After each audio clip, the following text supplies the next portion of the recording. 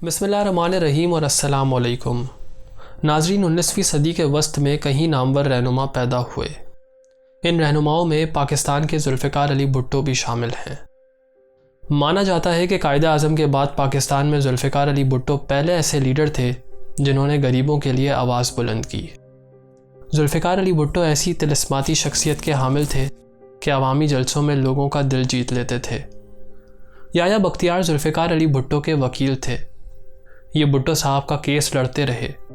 भुट्टो साहब की फांसी के बाद जियालों ने याया बख्तियार को भी इस साजिश का हिस्सा करार दे दिया, लेकिन इसके बावजूद ये हकीकत थी कि याया बख्तियार भुट्टो साहब से बहुत मोहब्बत करते थे। फांसी के बाद भुट्टो साहब को गड़ी खुदा बख्श में दफन कर दिया गया।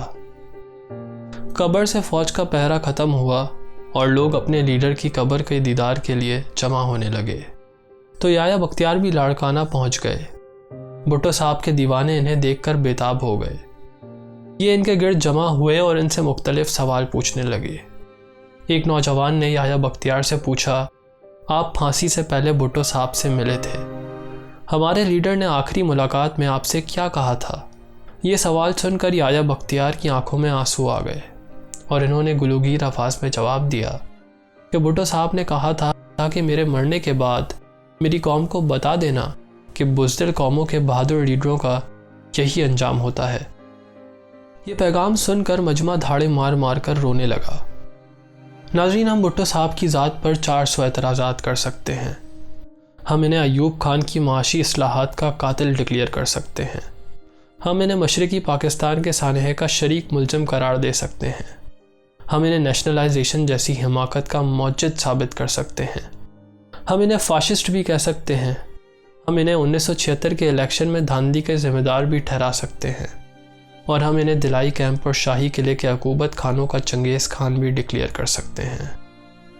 लेकिन इन तमाम इल्ज़ामात के बावजूद हमें यह मानना पड़ेगा कि जुल्फ़िकार अली भुट्टो तीसरी दुनिया के एक ऐसे तिलिस्माती लीडर थे जिन्होंने फूंक मार कर स्टेटस को के किले की दीवारें ढा दी, जो चले तो सहरे रवा साबित हुए और रोके तो कोहे गिरा बन गए, जिन्होंने इस्लामी बम से लेकर इस्लामी कॉन्फ्रेंस तक ऐसे इनकलाबी इक़दामात किए जिन्होंने यूरोप और अमेरिका की अना के बुत हिला दिए। और एक ऐसा वक्त भी आ गया जब मगरब अपनी दहशत का भरम बचाने के लिए भुट्टो को इबरत की निशानी बनाने पर तैयार हो गए।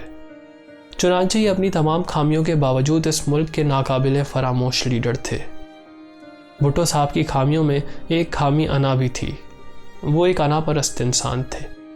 वो इस बुत के सामने झुकने के लिए तैयार नहीं थे जो इन्होंने अपने हाथों से तराशा था।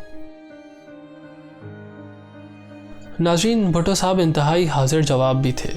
जब वो 1963 में वज़ीर ख़ारजा की हैसियत से अमेरिका गए तो वहाँ के सदर जॉन कैनेडी से उनकी मुलाकात हुई।